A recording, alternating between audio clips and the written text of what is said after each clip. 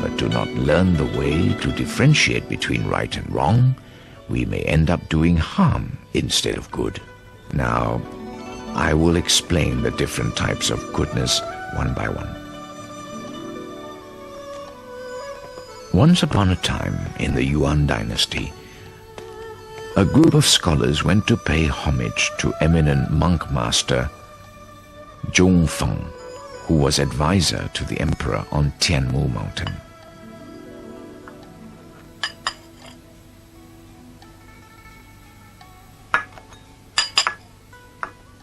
Master, Buddhist teachings often speak of the retributions for good and evil. They say it's like the shadow following the body wherever it goes. This is saying that doing good will always have its rewards, and doing evil will always have its punishments. Then why is it that there are people who practice kind deeds, but their families and descendants are not prosperous and successful? On the other hand, there are evil and wicked people who do bad things, but their families and descendants do quite well. Is there no fairness in Buddha's teachings? Ordinary people are blinded by worldly views. They have not cleansed their minds of impurities and cannot see with true perception. Therefore, they look upon true goodness as evil and mistaken true evil as goodness. This is very common nowadays. Furthermore, these people do not blame themselves for bad perception on their part, but instead blame the heavens for their misfortunes. Master, goodness is goodness, and evil is evil. How can they be mistaken for each other? Could each of you express your opinions on what is good and what is evil? Master, to yell at and beat others is evil. To respect and treat others well is good. Well, not necessarily. Being greedy for wealth and taking another's money is evil. Not being greedy and abiding by proper way is good. Not necessarily. So, what is really considered good and what is really considered evil? To do things with the intention of bringing benefit to others is good. To do things for the sake of oneself is evil. If what you do is for the sake of benefiting another, then it does not matter if you yell at him or beat him. That is still considered good. If your intention is for self-benefit, then, regardless of your appearance of respect and courtesy, it is still considered evil. Therefore, when one practices kind deeds with the sole intention of benefiting others, this is considered as benefiting the public. And if it's public, then it is real goodness. If you only think for yourself when doing kind acts, then what is considered private benefit, and that is false goodness.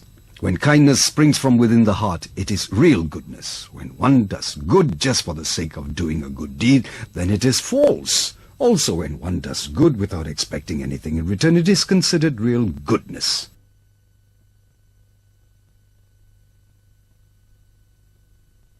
When one practices kind deeds for some other purpose than to benefit others, it is false.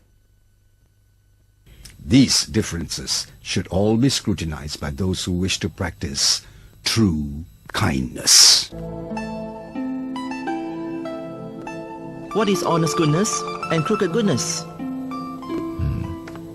People nowadays often look upon a conservative and nice person as a good and kind person. However, the ancient sages and saints have shown that they prefer those who are courageous and hold high goals for themselves. Those who appear to be conservative and careful in their everyday actions may be liked by all people, but because of their weak personality, they easily go along with everything, and they are unable to think for themselves.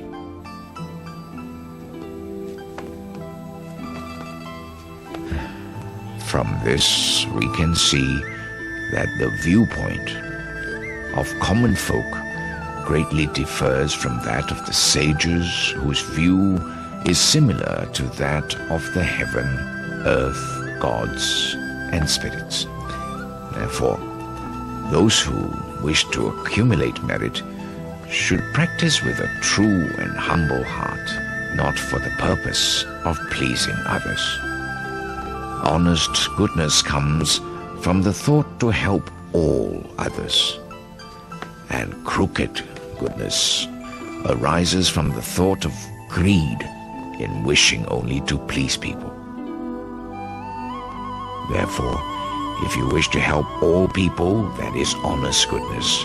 But if it is because of greed you please people, it is crooked goodness. Father, what is hidden goodness and visible goodness? When one does something good and people know about it, it is called visible goodness. When one does something good and no one knows about it, it is called hidden virtue. Those with hidden virtues will naturally be known by the heavens and will be rewarded. Those who practice visible goodness are known by people and they enjoy fame.